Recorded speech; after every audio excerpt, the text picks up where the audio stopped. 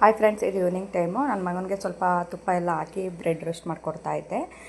Daily ಒಂದೇ ಥರ ಅದೇ ಚಿಪ್ಸು, ಅದೇ ಫ್ರೆಂಚ್ ಫ್ರೈ ಅದೆಲ್ಲ ಒಂಥರ ಬೋರ್ ಆಗ್ತಾ ಇರುತ್ತೆ ಅಂತೇಳ್ಬಿಟ್ಟು ಸ್ವಲ್ಪ ಬೇರೆ ಚೇಂಜಸ್ ಇರಲಿ ಅಂತೇಳ್ಬಿಟ್ಟು ಈ ಥರ ಮಾಡಿಕೊಡ್ತಾ ಇದ್ದೆ. ಅದಾದಮೇಲೆ ನಮ್ಮ ಹಸ್ಬೆಂಡ್ಗೆ ಬರಬೇಕಾದ್ರೆ ಬಂಗಾರಪೇಟೆ ಮಸಾಲೆ ಪೂರಿ ನನ್ನ ಫೇವ್ರೆಟ್ ಅಂದರೆ ಅದು ಸಿಕ್ಕಾಬಿಟ್ಟೆ. ಹಾಗೆ ನನಗೊಂದು ಪ್ಲೇಟ್ ಅವ್ರಿಗೊಂದು ಪ್ಲೇಟ್ ತೊಗೊಬಂದಿದ್ರು. ಅದನ್ನು ಅವ್ರಿಗೆ ಕೊಡ್ತಾಯಿದ್ದೆ. ಹಾಗೆ ಸ್ವಲ್ಪ ಗ್ರಾಸರಿ ಎಲ್ಲ ತರಬೇಕಿತ್ತು ಮನೆಗೆ.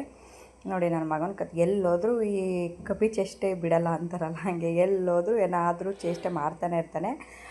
ಅದಾದಮೇಲೆ ಸರಿ ಮನೆಗೆ ಬಂದು ನೋಡಿದ್ರೆ ಕೆಲವೊಂದೆರಡು ಐಟಮ್ನ ಅವ್ರು ಬಿಲ್ ಮಾಡಿಬಿಟ್ಟಿದ್ದಾರೆ. ನಾವು ಸರಿಯಾಗಿ ನೋಡಿಕೊಂಡೇ ಇಲ್ಲ. ಒಂದು 2-3 ಐಟಮು ಬೇಡದಿದ್ದೆಲ್ಲ ತೆಗ್ದು ಹಾಕಿದ್ದಾನೆ. ಸ್ವಲ್ಪ ನೋಡ್ಕೋಬೇಕಾಯ್ತು ಅನ್ನಿಸ್ತು. ಮತ್ತೆ ಹೋಗ್ಬಿಟ್ಟು ಅದನ್ನು ಕೊಟ್ಟು ಬೇರೆ ಕೆಲವೊಂದು ಐಟಮ್ ತೊಗೊಂಡಂಗಾಯಿತು ಸುಮ್ಮನೆ.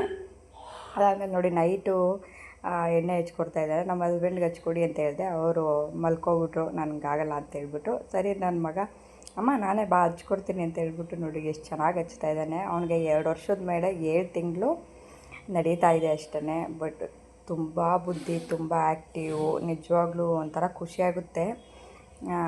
ದೇವ್ರು ಕೊಟ್ಟರೆ ವರ ಅಂತಲೇ ಹೇಳ್ಬೋದು. ಇವನು ಬೇರೆ ದೇವರು ನಾವು ಕೇಳಿದ್ದೆಲ್ಲ ಕೊಡಲಿಲ್ಲ ಅಂದ್ರೂ ಇವನನ್ನು ಕೊಟ್ಟಿದ್ದಾನಲ್ಲ, ಅದೇ ಸಂತೋಷ ನನಗೆ.